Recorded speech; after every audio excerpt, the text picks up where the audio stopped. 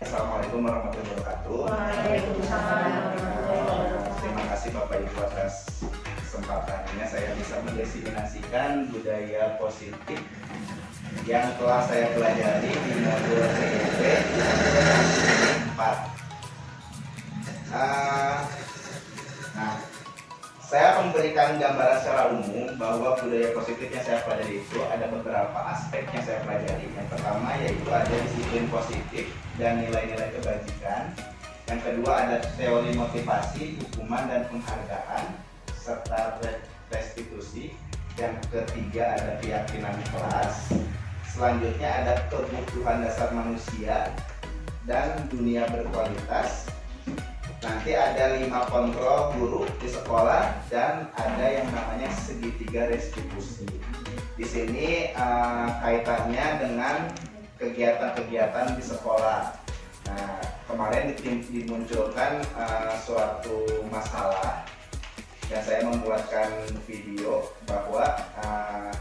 bahwa budaya positif ini sangat penting dilakukan di sekolah. Karena apa? Kalau kita sudah memulai dengan hal-hal yang positif, walaupun kata pasif atau itu emang lumayan berat ya membudayakan tentang positif di sekolah itu, tetapi apa salahnya kita coba. Nah, di sini nanti akan saya bagikan untuk untuk PPT-nya. Bisa Ibu Bapak untuk membaca sekilas-sekilas di sekolah itu seperti apa untuk menerapkan budaya positif. Di sini saya akan menyampaikan karena kita sudah mulai masuk ke pembelajaran di kelas masing-masing. Di sini ada yang namanya teori motivasi, hukuman dan penghargaan dan restitusi. Pasti nanti ada hal yang Bapak Ibu, ternyata bahwa kita memberikan penghargaan kepada anak itu bisa juga menghukum anak, dalam artian seperti apa. Nanti saya akan jelaskan sedikit. Nah, di sini ada 3 motivasi perilaku manusia. Manusia itu termotivasi 3. Pertama, dia menghindari hukuman atau ketidaknyamanan. Yang kedua, untuk mendapatkan imbalan atau penghargaan dan lain. Yang ketiga, untuk menjadi orang yang mereka inginkan dan menghargai diri sendiri dengan nilai-nilai yang mereka percaya. Nah, kita di guru penggerak idealnya, inginnya seperti yang nomor 3 Bapak Ibu, bahwa kita itu ingin menjadi diri kita sendiri dan ingin menghargai diri sendiri. Jadi untuk kegiatan menghindari hukuman harusnya sudah kita lewati. Jangan berpikir bahwa kita harus seperti ini karena menghindari hukuman gitu. Kita seperti ini karena ingin imbalan. Jadi idealnya mah untuk apapun yang kita lakukan itu untuk diri kita sendiri seperti itu. Selanjutnya kita lewati. Nah, saya punya kasus. Kenapa sih ada kalimat bahwa hukuman penghargaan itu menjadi hukuman. Di sini IPA kurang menguasai pada matematika sehingga pada saat pelajaran tersebut berlangsung dia lebih banyak terdiam diri atau menggambar di buku pelajarannya. Pada suatu saat guru matematika pasti menanyakan pertanyaan, IPA menjadi duduk dan tidak sengaja menjatuhkan tas dari kursinya serta tiba-tiba menjadi gagap pada saat berupaya menjawab. Seluruh kelas pun tertawa melihat perilaku IPA yang tidak tergagap-gagap dan terkejut tersebut. Pak Seno pada saat itu membiarkan teman-teman IPA menertawakan IPA yang tergagap dan malu luar biasa, dan malahan minta IPA untuk maju ke depan dan berdiri.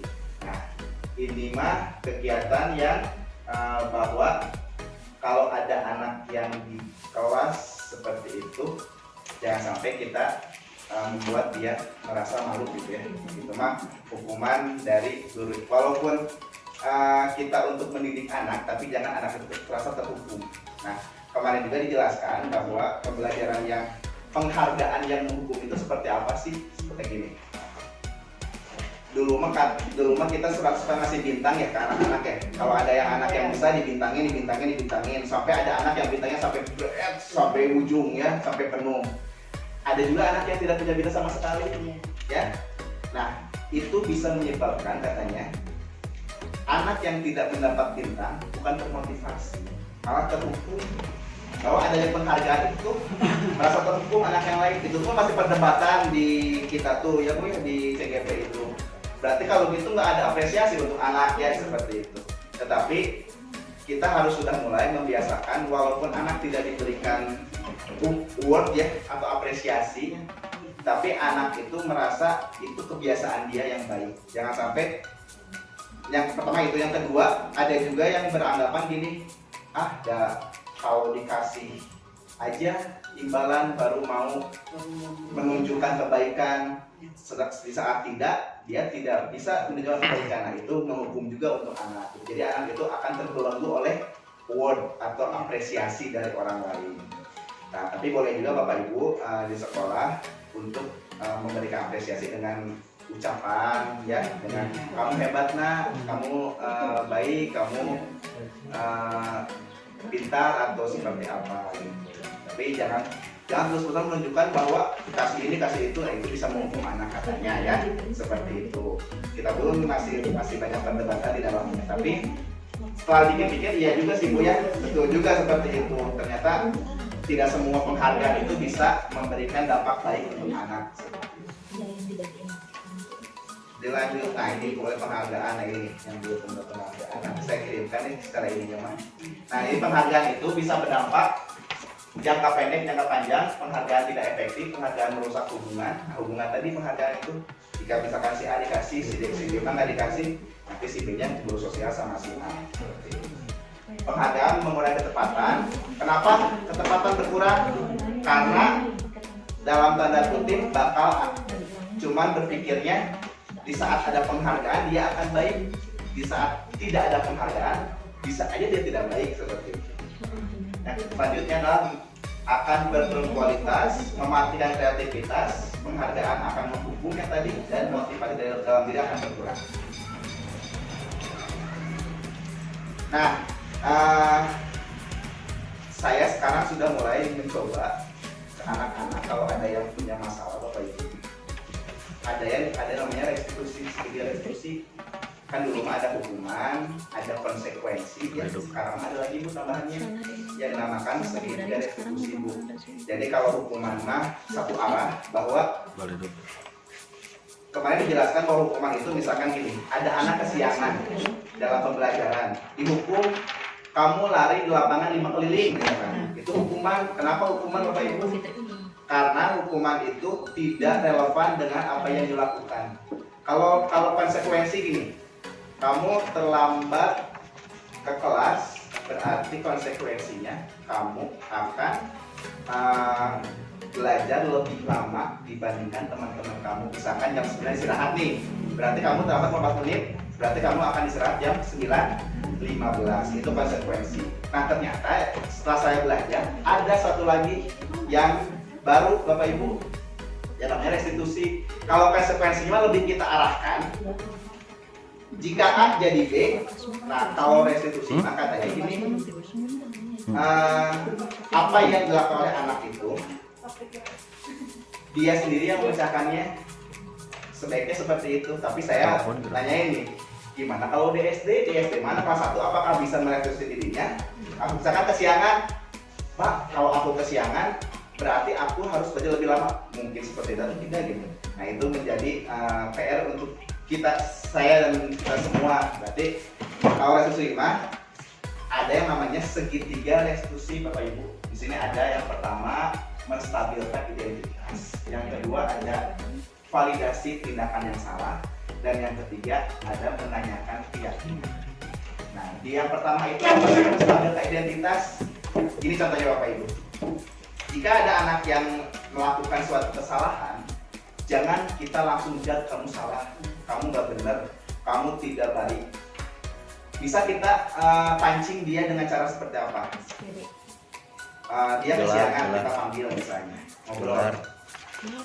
Bahwa kejadian kesiangan itu tuh bukan hal yang sangat memalukan. Kita berikan aja mereka motivasi atau berikan mereka mengembalikan bahwa oh ternyata kegiatan ini bisa saja terjadi oleh siapapun. Misalkan kita pun sebagai orang di masa lalu pernah kesiangan, misalnya gitu ya, kita berikan pemahaman seperti itu.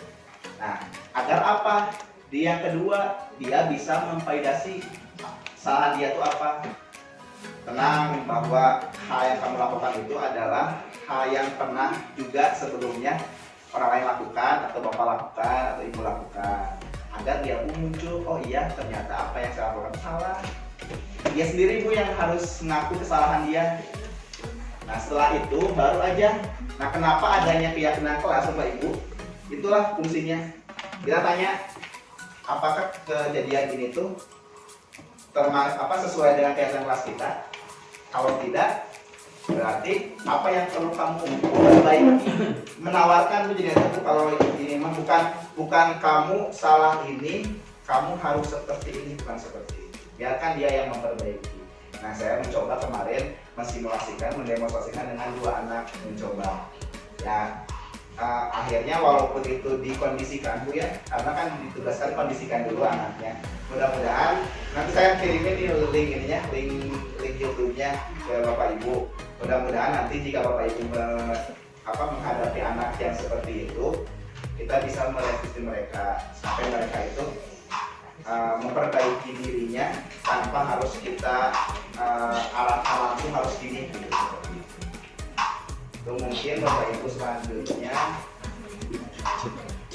Nah ini yang paling pasti orang lain, semua orang idam-idamkan ya, kebutuhan manusia itu ada 5 Bapak Ibu. Yang pertama bertahan hidup, yang kedua diterima, yang ketiga memilih, yang keempat pengakuan dari orang lain, yang kelima adalah dia harus senang.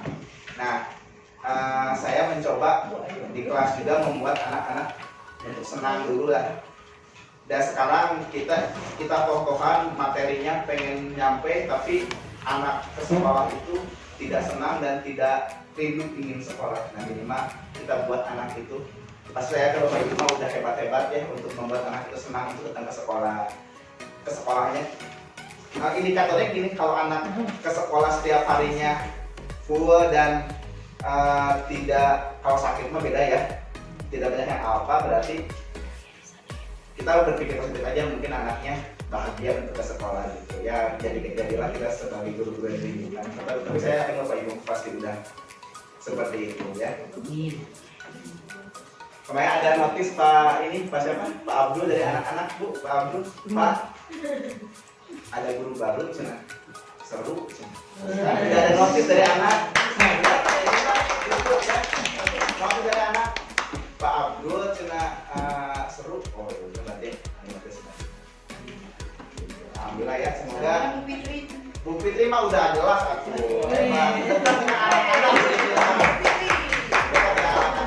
Seru kan tadi mah perempuan sekarang makin. Ya mungkin. Ayah baturna Bu. Mungkin Bu Fitri treatmentnya beda ya antara perempuan mah mungkin gitu. Seperti itu.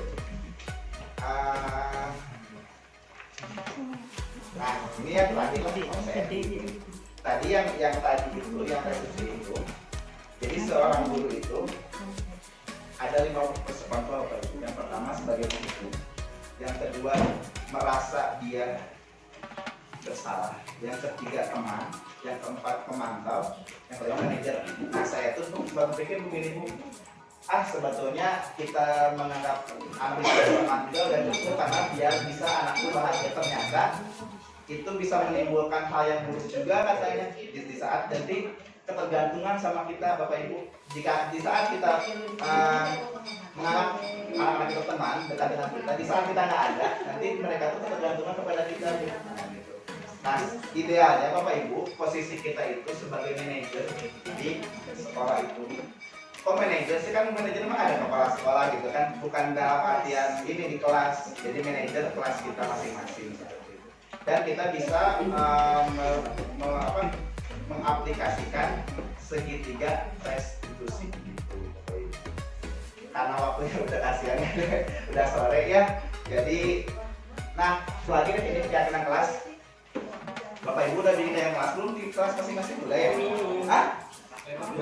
Oh, sudah. Nah itu kalau di rumah satu, Ibu katanya ya. susah untuk ini. Anak-anak pengennya seperti apa kalian misalkan? Pasti pengennya bu aku mau pengennya tiduran, bu aku mau pengennya nggak sekolah, aku pengennya pulang gitu kan? Nah kemarin dalam pembelajaran kalau guru kelas bawah silakan bapak ibu membuat dulu keyakinan list keyakinan kelas, nanti dipampangkan ke anak-anak biar anak-anak yang memilih yang menurut dia baik. Kalau 4, 5, 6 bapak ibu harus bisa dari anak-anak. Nah kemarin di kelas 6 apa Pak tidak boleh terlambat ke sekolah misalkan gitu. Itu nah saya tampung bu, tidak boleh menyontek saat ulangan misalkan, tidak boleh buang sampah sembarangan, tidak boleh nyirikan orang tua sampai kayak gitu, tidak boleh ngomong kasar sama temen, kita tampung bu semua. Nah kalimat tidak boleh itu dalam budaya positif tidak kita tampilkan bu, tapi harus kita buat menjadi kalimat yang positif. Misalnya gini, tidak boleh buang sampah sembarangan, berarti kita buat menjadi kalimat positif, membuang sampah pada tempatnya. Tidak boleh kesiangan, berarti datang ke sekolah tepat waktu. Tidak boleh nyirikan orang tua, memanggil nama teman sesuai nama aslinya, kan gitu kan? Misalkan ya tidak boleh tidak boleh sama guru, menghormati guru, menghargai teman, seperti itu sih lebihnya. Nanti silakan bapak ibu buat di kelasnya, tempelkan di tempelkannya di styrofoam. Dia kan yang nulis, pasti ada yang bilang kelas saya itu cina tulisannya acak-acakan, nanti nggak apa-apa anak yang nulis. Dia kan kalau kita yang menulis nanti anak itu akan lupa begitu aja. Ya tapi kalau dia nulis mah waktu baca keyakinan kamu gitu aja, cukup gitu aja.